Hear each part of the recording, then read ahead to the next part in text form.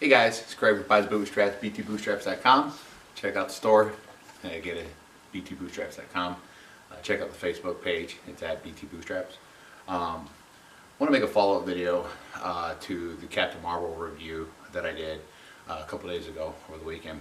Talked to a couple different people, and one of them was a big fan of the movie.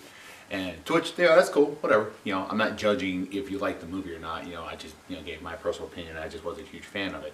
And this person, who was a girl, asked me, how come you didn't like the movie? And I told her my definition as to why I didn't like the movie. And she immediately comes back with, oh, was it because it was a strong female lead?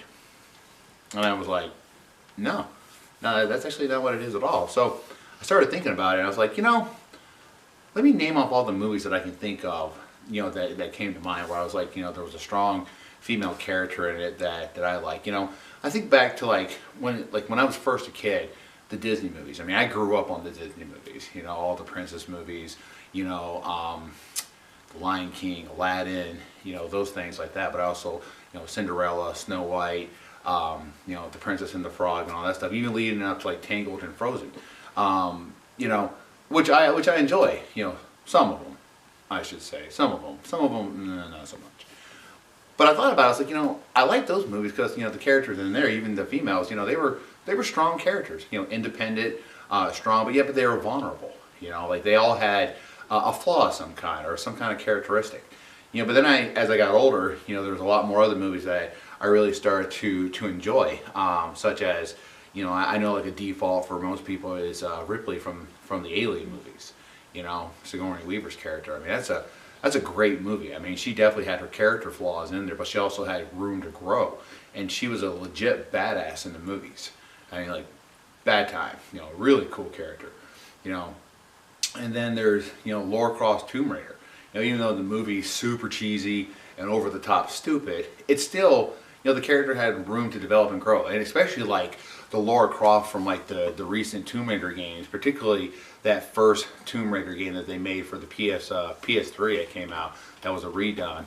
That was a really good, game because she starts off as this vulnerable character, and then through the progression of the game, she ends up a much stronger character with an arc of growth in it. And then I think of Gal Gadot in the Wonder Woman movie. She, in the same vein as superhero movies that have been coming out, which honestly saturated with. But this movie came out, Wonder Woman, and I went into the movie, didn't know what to expect. I mean, I'm not a fan of Wonder Woman. I've never read the comics. I really don't know much about Wonder Woman or anything. To me, it was just a good time at the movies, and I took my daughter to. That was a fantastic character. Yeah, she had all these strengths and abilities and powers, but she also was vulnerable, emotionally vulnerable, and she grew into a stronger character. She grew into this likable, relatable character. And then even more recently, the Bumblebee movie that just came out, earlier this year. The lead actress in that movie, who was the lead human per se. Yeah, they had the rest was the John Cena or whatever his name is. He played that over-the-top military guy. And actually, out of all the characters, his character was the one that I disliked the most. There's a line in that movie that my wife and I just laugh hysterically at, and it's when he's going up to this garage door of a military base that he's in command of, and he goes, "There's a door in my way." And instead of just, I don't know, hitting a clicker or a button and raising the door, and they blow it up with C4. I remember we were laughing so hysterically at just how over-the-top stupid his character was. And not that he did a bad job, it was just how they portrayed him as this super over-the-top macho, almost stupid character. And the same is true for the Expendables. I know a lot of people love the Expendable movies. I can't stand them. I think they're just unbelievably retarded because it's this male testosterone, over-the-top, steroid-injecting stupidity. The characters really have no plot development. They really don't have any growth of characters. They start the movie as a certain type and they end the movie as a certain type. And because of that, they're not interesting. Yeah, there's a lot of fight scenes, there's a lot of gunplay, there's a lot of action, but ultimately it's one of those movies where you shut off your brain and you go, no, flatline, this is dumb. Alright? But going back to the Bumblebee movie, that lead female character who was in the movie, and I can't remember her name right now because I didn't look it up. It just comes to memory. You know, she was a great character. You know, she starts off as this, you know, kind of outcast character. You know, her father passes away.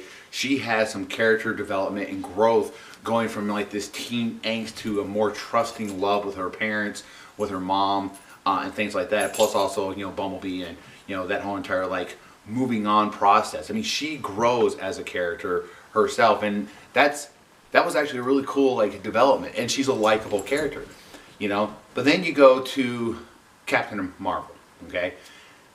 Brie Larson's character, Captain Marvel, starts off as the same like condescending, one line, one note character, stoic badass, and ends the movie on a one line, one note, no growth development, stoic badass. You know, with no conflict, true conflict, and no resolve as a character. All right? That's the main reason why I don't like the movie, and that's one of the reasons why I don't like characters like that. You know, it just so happens that this was a female-led, highly feministic movie that even the marketing for it said it was going to be. You know, Brie Larson came out and said under no like misdirection that this was a feminist movie, and within the first 10 minutes of the movie, it's very obvious that that was the tone that they were going to take in the movie. You know, which, again, when they were doing their buddy cop sequences between Samuel L. Jackson and Brie Larson, those were actually funny development characters, like moments.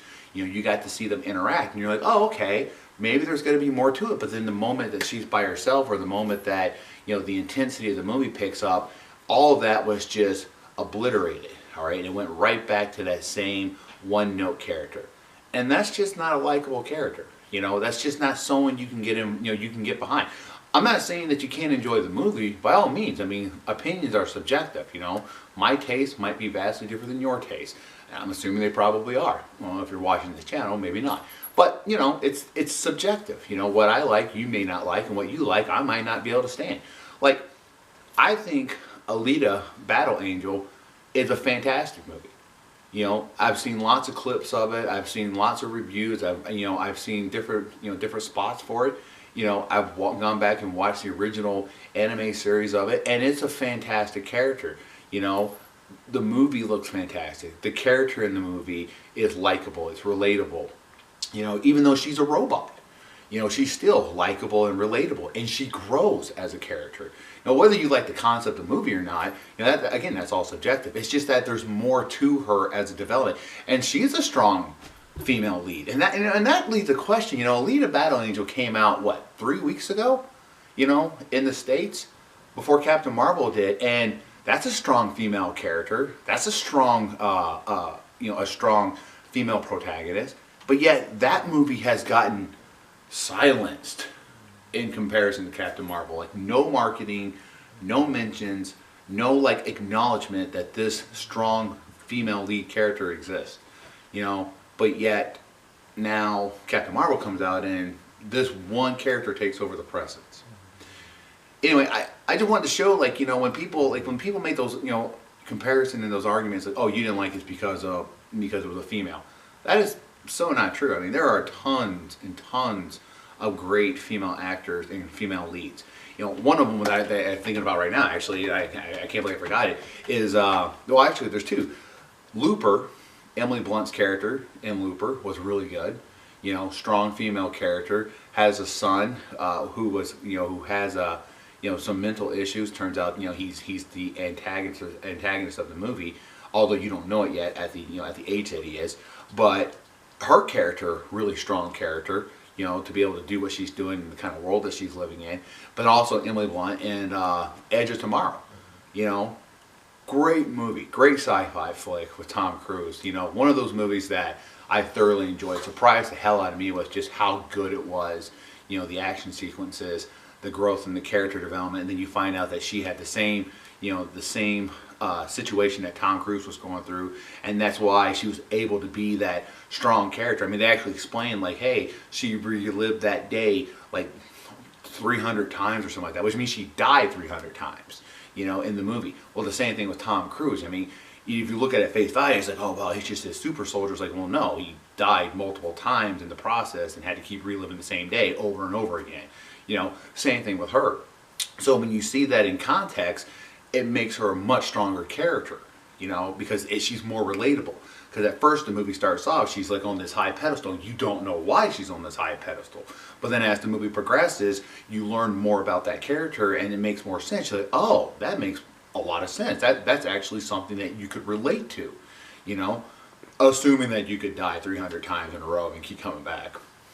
But anyway, I just wanted to point out, like, you know, these, you know, like all these videos that you see online and all these comments that you see online, you know, immediately attacking those who dislike Captain Marvel is because it's a feminist movie. That's not the case. It's a movie with a lack of character development. All right, and again, I can point to a plethora of examples of great female leads who, even in the last like 2 years, have not been given the accolades as this movie has. Anyway, comment below, let me know if you guys agree. I'll talk to you later.